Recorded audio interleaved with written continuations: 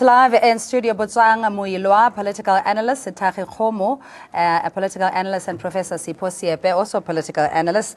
And we're also expecting Kusela Sangoni from the ANC, the spokesperson, Mosiwa Likota, the co-president, to join us later. Gentlemen, thanks so much for your time. And you at home, the lines are always open. Just looking at the strength and unity that the ANC presented in the past couple of days, and also the retraction of certain statements from the three top 6 members, saying they were consulted, there is no difference, they agree with the president, etc. What do you make out of it, Professor? Well, I think the first thing that needs to be clarified is around Pravin Gordhan. What the top leadership of the ANC told the NWC is that on this matter, we were consulted. Actually, we knew as far back as last year that the president wanted to get rid of the finance minister because the relationship between them was already broken. So, and they did indicate that the president had every right to simply cite that matter. So it is not as you see the halabaloo that is outside, that there was no consultation on Pravin. And when you look at the NWC statement, it almost suggests that the president was correct to do so. And we've seen other people coming in society, also indicating that the president is correct to remove people who, in his own view, are not part of the team. So, I mean, we know people like the Maponya, and Dati Maponya saying the president is correct. We know a number of organizations that have actually come. So the ANC made sure that that part is actually clarified. But what they also said is that on the other matters, they needed to also be consistent and to be truthful. They say we were not consulted, we were told beforehand, but they were not surprised because they were provided with information. So effectively what the Gwede Mantashe was simply saying is that when we said that we're also correct, but we also accept that the going public about it was incorrect. That is not a show of leadership. Leadership must act in a manner that does not harm the organization, but protects it, but also make sure that where there are disagreements, those are dealt with internally. So that was a major position that came from the statement. Yeah, Professor, we also have Kusela Sangoni, ANC spokesperson. Thanks so much for your time. Is this a show of strength, essentially a counter to the opposition's threat to the administration of Jacob Zuma? And can it be sustained considering that there is still division and factions within the party? Good evening, Cindy, and good evening to the prof sitting with you. Let's just make the point that yesterday's meeting of the National Working Committee was not about the opposition. It was a meeting that was called to discuss the discordant views that had been expressed by the leadership of the organization in public following the cabinet reshuffle, but also to look at what the leadership would have termed a state of discontent and restlessness in society as a result of the cabinet reshuffle. So the outcomes that were outlined by the Secretary General today, they speak directly to those particular issues that the meeting was confronted with. The ANC has looked at the challenges that it confronted. It has done some serious introspection around it. The national officials, in fact, they would have met before the NWC, and in a meeting that the SU would have described as very candid, very robust, very frank, but also very constructive. They then collectively agreed that they could have handled the issue of the cabinet reshuffle much better, that the manner in which the events unfolded following that was unfortunate and should not be repeated. So again, I'm just saying the point that it's not about the opposition, it's about ensuring that we continue to strengthen the African National Congress for it to be able to deliver on its mandate to our people and to remain united in the interests of South Africa as a whole. Kusela, please stay on the line. We're also joined by Mzwanele Manyi, the founder of Decolonization Foundation, together with our other esteemed panelists. This call for unity has been one made in perpetuity. You know, it's the year of OR Tambo, unity in action, etc. MPs cannot vote in favor of the opposition, etc. Mzwanele, will this hold? We've seen with the previous motion of no confidence with at least 32 deciding to abstain. Is that option still open, and how does the party ensure that they enforce the party line? Yeah, look, it's a pity that I couldn't hear Comrade Kusela. But I think the position is very clear.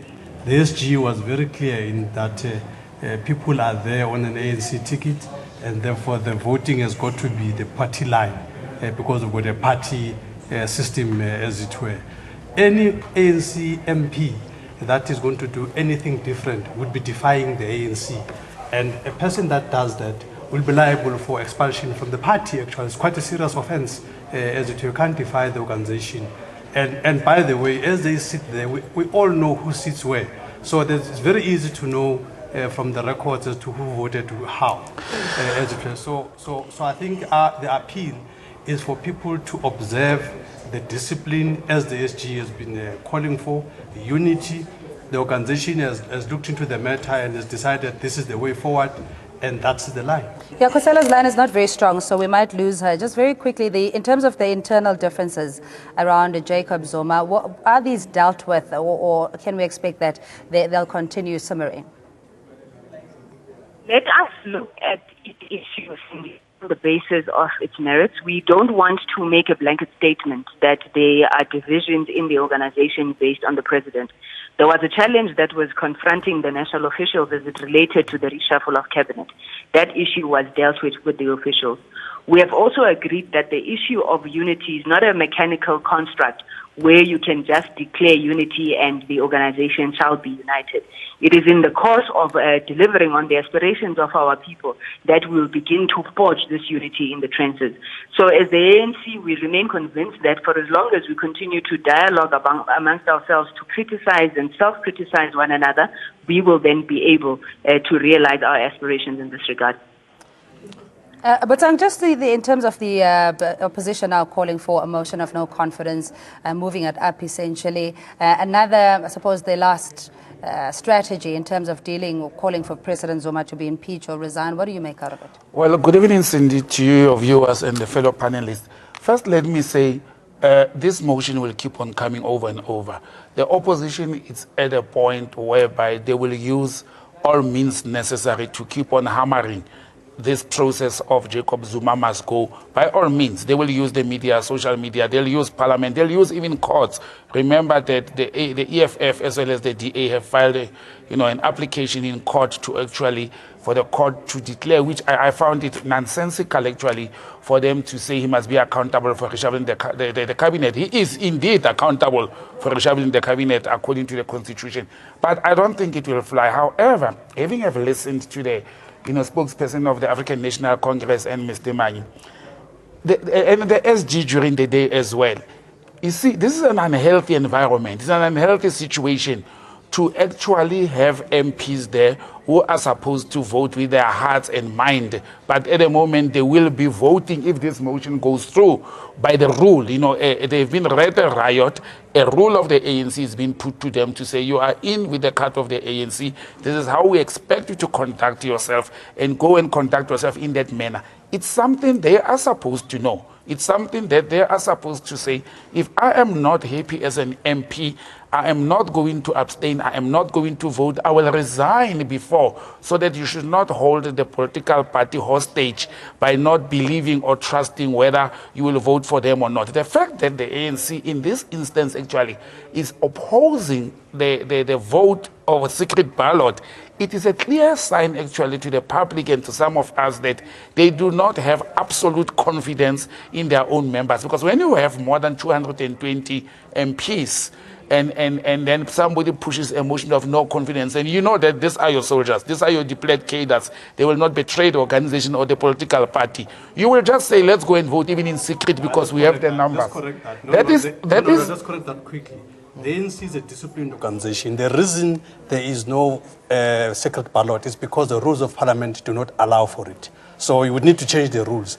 Right now, the rules don't allow for it. There's a specific situation when that happens, and this is not the one. I agree, that's not the situation. No, but what I I'm mean, saying is the ANC confident going through, considering they had been absent yes. So votes before? I don't think the ANC is wrong by doing this. They are safeguarding their position. It's correct. I would have done the same situation as well, because the situation is a bit unstable in the organization at the moment.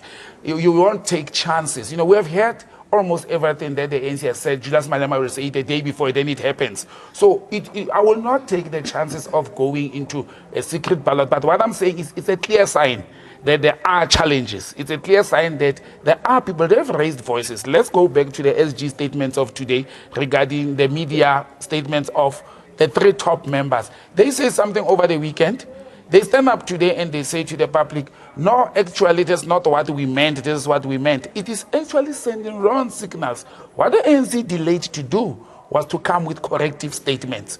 Even before the NWC sitting, they should have come with corrective statements already. If they met with the president last year, the 16th of November, and this matter was tabled before them, the ANC should have come up and say, but Comrade Ramaphosa, Comrade SG, you are wrong because the president took you to confidence last year, November. They failed to do that. Just one thing that I don't want us to lose, because there's a glorification of this secret ballot in certain quarters. When people are not happy with the organization, what we expect them is that they stand on their conviction. They should be able to say, this is where I stand. And if you're not happy, you must leave.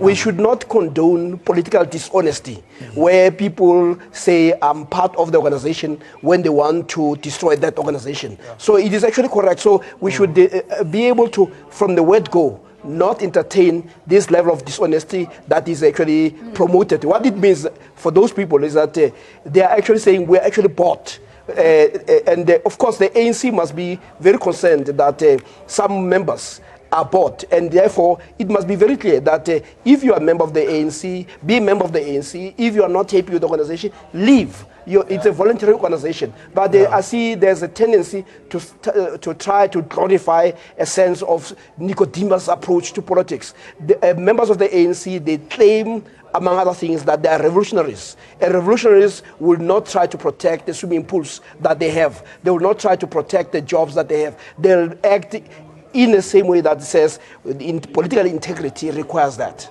So to me also the most important thing here is the fact that as a ruling party and with a big majority in parliament, the ANC would not like to be seen to be dictating to the whims of the opposition parties in terms of caving in for the demands such as let's go for a secret ballot. But at the same time also the whole situation of the political climate that is characterizing the situation now in the country demands that the ANC has to be very cautious and very careful in terms of how they manage the situation moving forward. Yeah, let's get a response from Kusela, and that it's not a very clear stance that the ANC is putting across in terms of the double speak, you know, depending. 48 hours later, the statements have changed in support of Jacob Zuma, and yet public spats have been going on perennially so. What is the position of the party going into this motion of no confidence? Did you have to read the members, the Riot Act as it were, and they should know how to conduct themselves? There's no need to have to reiterate that. Okay, Cindy, I'm hoping that my line is a little bit clearer.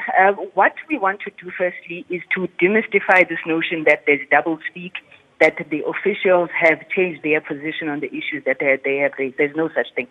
The National Working Committee received a report of the officials, which report firstly sought to remind the ANC of the resolutions that we had taken at Bulugwane as it relates to the deployment of members of the National Executive and so forth. That resolution specifically and clearly states that the president will deploy following consultation with the leadership of the organization. And that was the issue that was in dispute. There was never a discussion on the support or lack of support of Comrade President Jacob Zuma as the President of the Republic. Now, that matter was then clarified in the discussion of the officials, where they indicated that indeed the officials had been consulted on the matter of the removal or recall of Comrade Pravin Gordhan as a Minister of Finance. It was all the other ministers, because I think we forget that it was not only Comrade Gordhan who was removed, but the rest of the cabinet reshuffle, which saw ministers like Derek Hanekom, Comrade Dipuo Peters also removed from cabinet. It was those particular issues that there had been no consultation on. Now, the ANC has gone out public to also clarify the position of the president in this regard, where the president indicated that following a discussion with the officials of the ANC and the SACP, where discussions were leaked to the media, a fully fledged media briefing was then called on the basis of discussions that were held in confidence. He was uncomfortable to then continue with the consultations in this instance. It is on that basis then that officials then raised their disquiet with the president and I think the public, as it has now become known. Now, those issues the ANC considered in the meeting of the National Working Committee. It was agreed that there were shortcomings on both the part of the president as well as the officials who would have spoken out, and that what we need to do now is accepting that the situation has occurred to ensure that it never reoccurs within the movement. But I also just want to take a short second and speak on this issue of the motion of no confidence and voting. Cindy, members of parliament are not elected to parliament on the basis of some individual ticket. They are elected on the basis of the programs, the policies that the African National Congress puts before our people. And it is those positions, the collective positions of the ANC, that they are expected to uphold in parliament. So it can't be that we are seen to be gagging people, taking away their democratic rights. We are simply reiterating, reinforcing the basis upon which those members serve in parliament at the behest of the African National Congress as mandated by our people. All right, just hold on the line. We're joined by Avita Dunant from the Helen Suzman Foundation. Good evening to you, and thanks so much for joining us. How does this now put a spanner in the works, the show of strength by the ANC for his dissenters and organizations like yourselves who've been calling for his removal?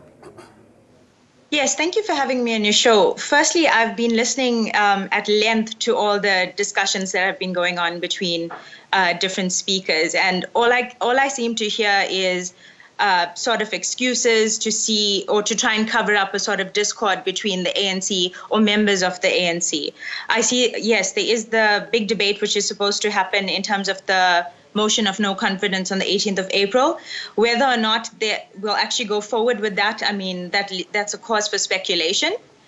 Because as we can see, I mean, there was a statement regarding the no confidence and issues with regards to the reshuffling. There's a response on the floor. Yeah, Professor None of us have actually suggested that there are no differences within the ANC. And the ANC itself has never suggested that there are no differences. So she must start with the facts. None of us here has actually suggested. Actually, most of us have always suggested that the ANC, by definition, is a broad church, which means, among other things, that there are disagreements, both ideologically. It claims to be a multi-class organization. Therefore, there'll be multi-class interests that are going to be in conflict. So that is a definition. The broad church, before she says it, she must look at what the broad church means. And that is defined, that the basis of it is that there will be multiplicity of perspectives. Time and then we'll no, but she must not lie about us. We never said that. Please continue. You were saying about your observations. Hi.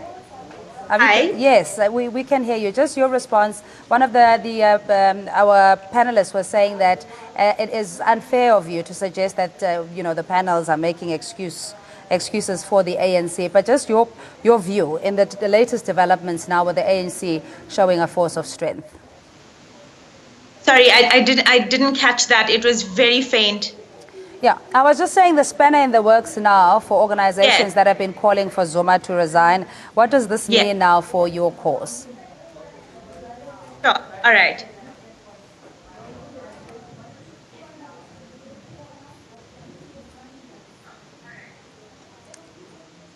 All right, we just have to patch that. We'll probably have to get her on the phone line. But just your reaction. Obviously, people in this emotive, highly polarized environment that we're in, your intentions are always interpreted in one way or another. But I just want to bring it back to the facts. If you ask me, if I listen to the reports, obviously I'm not part of any of these meetings. But if I just listen to the flow of the events as to what happened, I actually think, contrary to popular belief and contrary to what is being reported, in my view, I think there's a misunderstanding of what consultation means. I think if the president comes with a list and says, these are the people, and so on, the issue here is what does after consultation mean? I think it's important for us to separate that from in consultation with.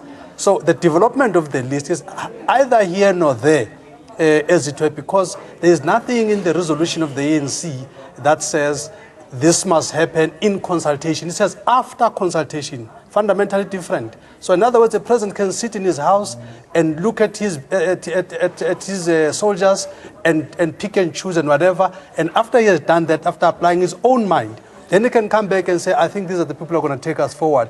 I don't think it's correct for anyone to suggest that the fact that that list is done, there was no consultation, as if the development of the list required the court determination. I think that the position is incorrect. Can I just add to this? You know, people played with English the whole weekend.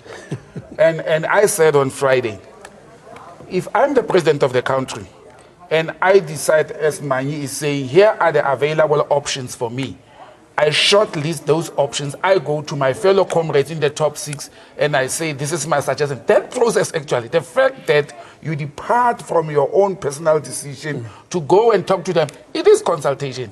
And in negotiations, in consultations, we don't have to agree. We may disagree, but I did consult. So that there was a consult. The fact that I spoke to you, you raise your dissatisfaction or your concerns or your disagreement, there was consultation that happened. But I have a final say in that instance. Not everything is rosy, that there are still differences. And maybe I would like to say that in addition to what they say, I would like to also point out that the ANC is also probably the enemy of itself in terms of over-democratization. The Constitution is very clear in terms of the prerogative of the president in picking and also firing the ministers at will at any time. We know that there is a resolution 57 that emerged from Polokwane in terms of the centrality of the movement, etc. But that does not take away the fact that the president at the end of the day has got that prerogative. It is, in my opinion, a lesson that the movement has to learn, that tradition that they have developed, that in itself has come back to bite them, because now they squabble over it. And from the legal point of view, I would like to say that there is nothing illegal the president has done. Obviously, then, the difference there is the interpretation of what constitutes a consultation. And that does not take anybody anywhere. At the end of the day, the Constitution is the supreme law of the Republic. Any law or conduct that is not consistent with it is invalid. Let's just bring in a different view. Already, COPE national spokesperson joins us. Good evening to you. Would you say that so far, at least, the opposition's attempt to dethrone President Jacob Zuma and using the divisions within the ANC has failed? Well, good evening, and thank you very much for this opportunity. Well, for us, as the Congress of the People, we believe that all of these squabbles are actually internal factional battles, and we wouldn't want to go into that space. What we are interested in as Congress of the People is that all our people have believed in the principles and values of the Constitution, and one of which is very important is government by the people, for the people, and by the people. And so whatever government does should be in the best interest of the people of South Africa. What we see here is, in as much as people argue that Zuma has got a prerogative, yes, it is so like that in the Constitution, but it is expected of him to be transparent and to take the people of the country into confidence. If it is the government of the people, for the people, and by the people, then the people have got a right to know what is it that is happening, what's their government. And so clearly the people in this instance have actually been ignored, and that is a serious assault or an affront on the values of our Constitution. Please, can you just clarify? I'm saying that the opposition has failed in capitalizing in the divisions of the ANC. Obviously, the parties now come out more stronger. And does this put a spanner in the works in terms of the attempts or the threats against the Jacob Zuma administration? No, certainly not. I mean, those are the internal problems of the ANC, as I said. What we are going to be continue doing is to mobilize the people, educate the people, and inform the people about what it is that our Constitution requires, the values of the Constitution, And we will continue headstrong together with the other opposition parties, together with the civil society movement, the churches, and so on, because we believe that it is in the best interest of the people to do so. Please stay on the line. We have Avita back from the Helen Suzman Foundation. I hope it's third time like you, third time a charm. Just your response from the discussion so far, Avita. I managed to hear the last speaker, and if it's for the people, by the people, and to educate the people, with the actual reshuffle and considering our current our economic downgrade, would you consider that the reshuffle is actually for the people, by the people? All right, so let's ventilate that. She should tell us. She should actually be telling us. You know, Cindy, I said the other day, I do not understand what is the role of this foundation in the political spectrum of the country. During the apartheid and the neo-colonial years, and I'm going to put it categorically, what the imperialists as well as foreign government agents were doing, they had what they call NGOs and funding organizations. Now, South Africa at the moment doesn't qualify per capita, income. It's more than that. Now, these foundations are mushrooming everywhere. They want to dictate what government should do when they are actually not part of the government. Now, the Helen Suzman Foundation comes and says, if it's for the people, but why do they think that the ruling party in making the decision representing more than 12 million voters they had, they are not thinking for the people, by the people? The opposition as well, I listen to Cope. The mistake the opposition in this country is doing is they are opposing Jacob Zuma. They are existing in parliament for the last 2-3 years to oppose Jacob Zuma. And that's why they are not opposing the ANC. They are not dealing with this giant ANC which is governing and ruling. They are saying Zuma must go. Then after Zuma goes, what will happen to this opposition? Will they fold? Will they shut up? They are not talking of party policy positions. They are talking as if we have a dictator in this country who is one person who says and does what he likes. That is actually undermining the important the other leadership which is existing in parliament. The important thing is that we have a democratically elected parliament.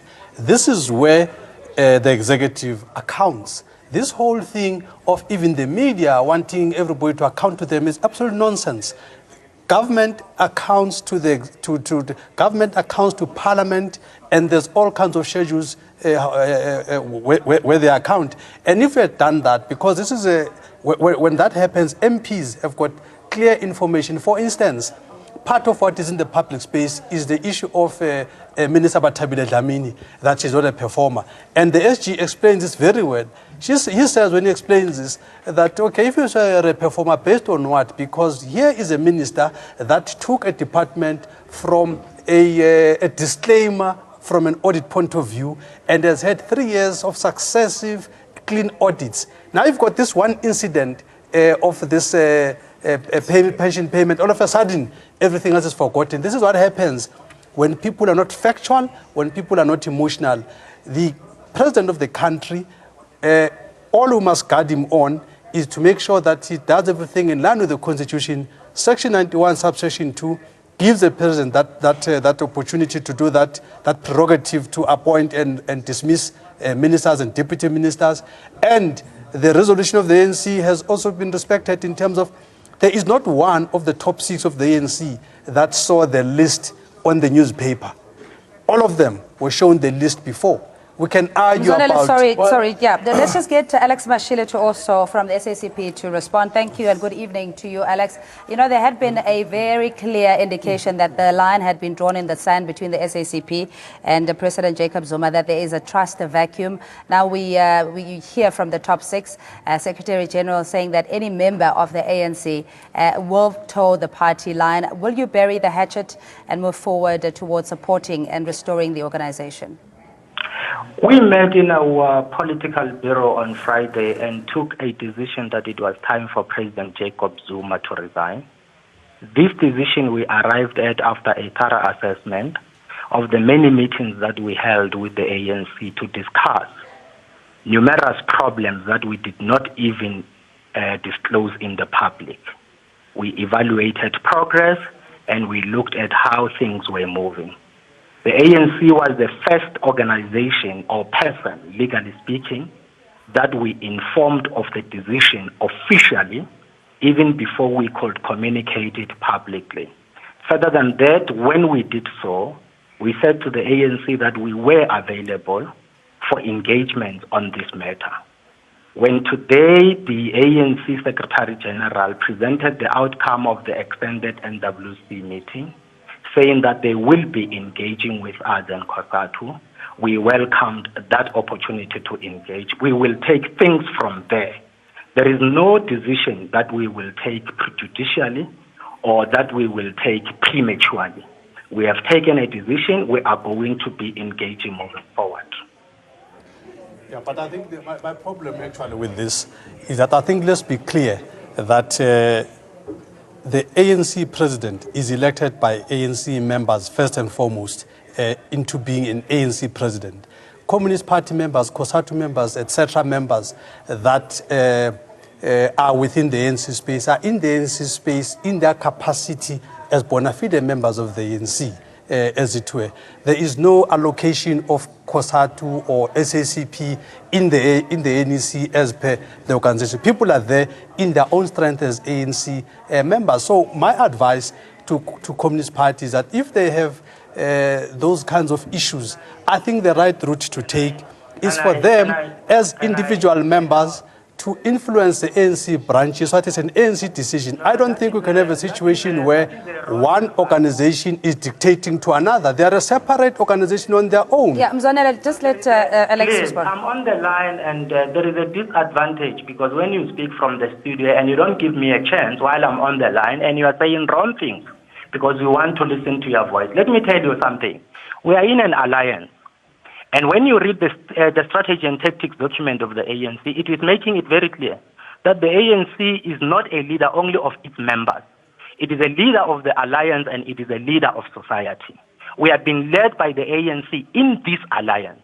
When the ANC stands for elections, it does not do so narrowly only on behalf of its own members, including communists, in their independent right as ANC members. It does so on our behalf as alliance partners. That is why when the ANC stands for elections, we come together and discuss the manifesto. We approve it. That is why there are consultation processes. You cannot tell us today that the ANC is some independent organization as if it is not in an alliance with us. And another thing, the ANC is the leader of society. It's not just a tripartite. It's tripartite plus the rest of South Africa. If you are to tally up the members of COSATU and ANC and the party, all three of them, they probably won't even get to 3 million. People that vote for the ANC is over 11 million. It's a much broader cross-section of people that put the ANC into power. All right, without looking at the legitimacy, Professor, the sobering mind. There's an alliance. And if you are in an alliance, you do expect that you'll also be treated with respect. And that respect also involves consultation and a discussion. And I think when you listen to the statement of the ANC today, it suggests that, and also even COSATU, when you read them carefully, they are not saying the president should not act in a particular way. They are simply saying, if you make a choice, we understand your constitutional prerogative, but in the past, you have consulted us. So there is a tradition of consultation. So the issue here should not be about parties grandstanding. And I think the statement of the ANC does begin to suggest that let us have a discussion. COSATU has welcomed the invitation. SACP has welcomed the invitation. I think we should allow that process to go through that space, and then they will come out. But what is also being said is that ultimately, what happens to President Zuma will be determined largely also by members of the ANC. But there's nothing wrong in seeking a different, what you call, we all have blind spots. So to get a second opinion or third opinion can only strengthen your position. Yeah. My only challenge on this issue. Siepe has made important points, right? The Professor Siepe has made very important points in terms of the nature and character of our alliance and consultation. And he is very much accurate about the responsibility of ANC members. By the way, South Africa is not a liberal presidential electoral system. It is a party political electoral system in which case the ANC does not only lead itself when it stands for election. Yeah, that's why we come Alex, together. I'm sorry, just in the interest of time, we've been laboring this point for a while now. Just going forward, in terms of the riot act that was issued by the SG and the ANC, in that members are expected to behave in a particular way. They are positioned or deployed as an ANC member, and there are certain pre-requirements or requisites that they need to do, i.e. not vote with the opposition, i.e. not participate in public spats, etc. Is the SACP buying into all of this? In terms of the SACP constitution, all members of the SACP who are active in fraternal organizations are bound by the discipline and the decisions of those organizations. That is a fundamental principle you will find in our constitution. That is why we have not made a call to our members to abandon our alliance and our party and begin following opposition parties. None of them, and we are not going to be following opposition parties. We have a constitution that says SACP members who are active in COSATU, who are active in the ANC, who are active in SANCO, when those organizations take decisions for the sake of unity, which is fundamental, individually you are bound by the decisions of those structures. We will expect SACP members first and foremost to respect SACP constitution, which makes that point very clearly. We have set in motion a process of consultation with the ANC, and the ANC has accepted that, understanding clearly what its responsibilities are as the leader of the alliance, contrary to what Jimmy Manye was saying right now, that this processes must not take place, we must just go there as individuals.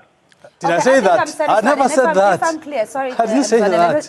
Let's just move on. In terms of the conduct of the members, and of course we've seen in terms of funerals and death by press conferences, and anybody that cares to listen would have an audience. Save SA, maybe not Save SA as such, but within the alliance, members would now have to toe the party line. Are we likely to see anybody moving outside of that particular? I said, sorry, Prof, and Mr. Khom, I had said at the beginning, the dynamics in the situation and environment is different at the moment. We cannot assume or put a blind eye that there's been frustrations in the organization. What the ANC needs to do, and with the alliance at the moment, is to bring everybody back together. That's what they're supposed to do. But that is not going to stop frustrated, ill-disciplined members who have already shown signs of actually operating and conducting themselves outside the parameters of the organization. This issue of taking advantage of funerals and being grandstanding, let's hope nobody passes on in the next 3 months, that people can have a platform. They must go into their structures. That's how a party should operate. They should be focusing on building the organization that they think it's troubled at the moment, but they are not doing that. I don't rule out that tomorrow there will be party members who are going to come out and actually disregard the statement that was issued by the NWC today. What will the ANC do? They will go through normal processes of instilling discipline and charging and disciplining those members. That's how organizations operate. Yeah, there was the whole call of national mobilization against President Zuma. Again, with former Finance Minister Pravin Gordhan saying he stands by his word that he'll continue with this crusade of mobilization. And this flies in what the NWC had said today. Are we likely to see him perhaps humbling himself and towing the party line? I think at the end of the day, if you look at the tone and context of the statement that has been issued today, it simply says that now is the time that each and every member of the organization must toe the same line. And therefore, then, it is assumed, therefore, that the mistakes that have been made in terms of the utterances as uttered by different people for all the wrong reasons, I think I would like to believe that they will be forgiven. But way forward, it would look like that some people like Pravin, for example, would probably have to be probably brought before a DC as to what they actually meant by, say, mass mobilization, or was it just something that just came out of the emotion that he uttered those words. But when one looked at the context in which he was saying it looks like it was a very conscious statement that he made that actually must happen. But therefore, that suggests that a step must be taken against him. I think what we need to also consider, when you read the statement of the ANC, it's actually reaching out. It says we have more in common amongst ourselves as members of the alliance, and also members of the ANC have gone through a lot of what you call sacrifice to take us where we are. So you saw the statement that was also calling on Pravin to say, we know you to be disciplined. We know that as a disciplined member of the ANC, you will not be an enemy of the ANC. So one must accept that even the leadership itself of the ANC has accepted that we have erred. I mean, when you read the statement, the issue of consultation was also brought in, and also saying you need to understand how the leadership of the ANC may have acted the way they did. But at the same time, we're saying we're not condoning that behavior. We should be exemplary as leaders. So if the leadership itself can almost undermine its own resolutions and says we are correcting ourselves, individuals with the ANC are also not immune to making mistakes. So what you see here is an organization that says, let us have a discussion that is robust, but let's find each other, because ultimately it is not about us as individuals, it's about what they call the National Democratic Revolution. But is there room, though, for second chances, I guess, in terms of what we've seen over the past couple of months? Oh, no, there should be. Actually, in this country, there should be. We've forgiven people who have done the worst things in this country. A mistake by a person who has sacrificed a lot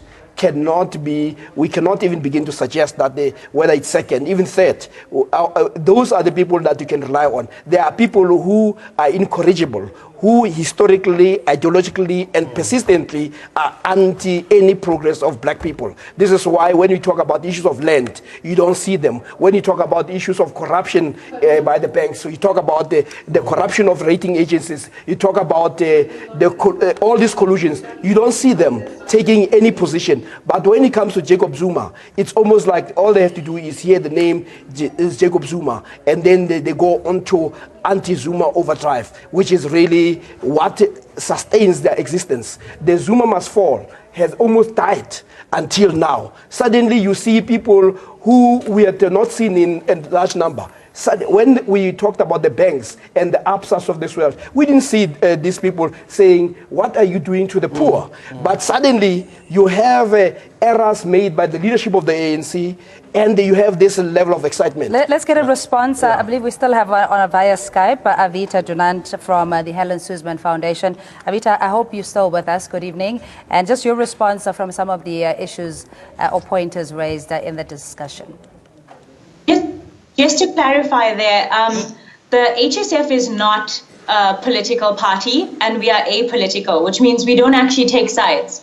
We are here to actually enforce the Constitution and constitutional principles, which means we're not against Zuma. We need to ensure that Zuma actually does his, or toes the actual line with regards to ensuring that country progresses as a country by itself.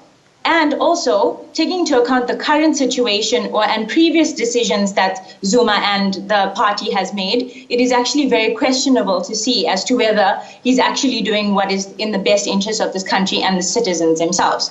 We are not against Zuma. We would actually like to see that, now the ANC is so-called strengthened, and that they actually do exactly what they're supposed to do and have transparency, which is why we're here as civil society.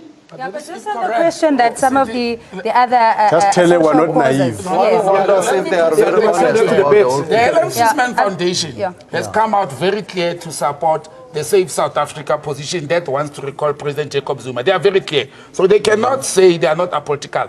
The Helen Suzman Foundation, they came out very strong last week when Mr. Pravin and other ministers were recalled. But very funny.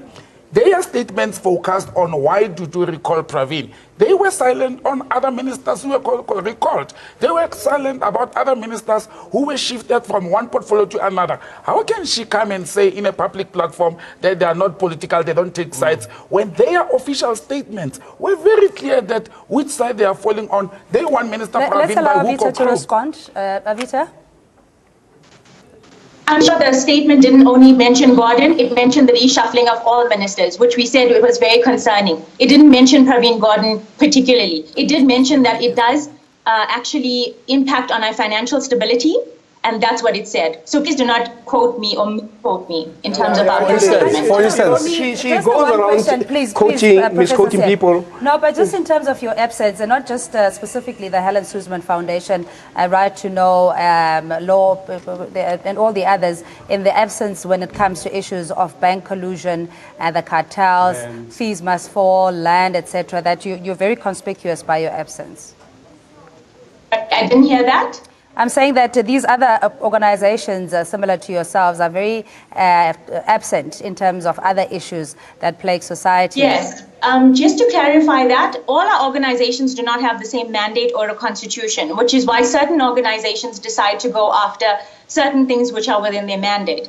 Our mandate is to promote constitutional democracy, which is why issues relating to what decisions Zuma makes or the ANC makes or other institutions make, which affect civil society and South Africa as a whole, is why we step in. We don't have this a similar mandate to other civil society organizations such as Right to Know and other organizations. I want to take on her policy now, constitutional democracy. Is colluding by milk cartels, bread cartels that are being consumed by the poor people in this country. Why is that it not a constitutional democracy? By the majority black South Africans today, only less than 14% of the economic land in this country. Is it not a constitutional democracy? By having former political prisoners from MK Ablenazala still languishing in jail in this country. Is it not a constitutional democracy? And I've never heard the Helen Suzman Foundation rising and saying to South Africans, banks have robbed you, APSA have robbed you. They have stolen money from this country from 2007. Can we just what bring are it they back, saying please? about that? No, sorry. This is not about Before you respond, can I just quickly ask in terms of the cabinet reshuffle by President Jacob Zuma, which we all agree has been his prerogative as a head of state, and the Constitution allows him to do so. What was so unconstitutional about the reshuffle in your view, or in your foundation's view? Sorry, is that directed to me? I wouldn't say it's unconstitutional. I would just say that it's actually, it impacts on the country as a whole in terms of this whole reshuffling, and also the whole issue of consultation. I mean, it's been raised now in this debate through everyone, and whether consultation was in fact done properly or not is questionable. Cindy, this is nonsense. The Constitution does not, the Constitution of this country does not require the President to consult. The issue of consultation is in the political space. So she says they are not political. Now she gets into political space. You need to stay. Derail. Can we just look at the events of the day for our viewers that may have missed the developments? Is this essentially today? She must not confuse issues. Can we just say that Zuma has won the day? I know the temptation, gentlemen, to now try and attack. A lot of cherry picking that is taking place. But we do have a point to make, and just I'm not sure that is won the day. All what has happened within the ANC is that they found a better political management of an issue, and they need to move from there and act in a manner that suggests that they're leaders. And leaders, whenever there are challenges, you don't rush to tell people who are your followers that we have a problem. You find a way. The people need leadership, and leadership means that you act in a manner that suggests that you take into consideration the decisions that you make and the pronouncement that you make, that they have effects and they have consequences on the ground. So the ANC has found, and with the also alliance partners, they found a way of saying, we're going to move forward. If you're looking for a winner of the day, it's the ANC. The ANC has won the day because out of this press conference of the ANC today, the ANC is coming out more united. There could have been a lot of blood on the floor given the developments of before the press conference, but the ANC has managed to rein itself and make sure that it comes back to give much more confidence in terms of its leadership, as it were. So I really think the winner of the day is the ANC. And what the nation should do, Cindy, at the moment is ANC has made promises. The president has delivered the January 8th statement, the SONA, the reasons behind reshuffling cabinet to be able to have candidates or soldiers who will implement what is being called the national democratic revolution, the return of the land, the distribution of the land and all that. What the public should focus their energies on now is that this team of cabinet ministers that the president has at the moment, they should now be focusing and doing their job towards the implementation of what was on the SONA statement, what was on the January 8th statement, and other policies of the ANC or government which were not implemented and they were left behind. That's what we should focus on as a nation. Let the ANC deliver in their words. Let the ANC now start being practical, because they've got a team now at hand. They've got a new cabinet ministers with fresh ideas. Some are new, some have been in the cabinet.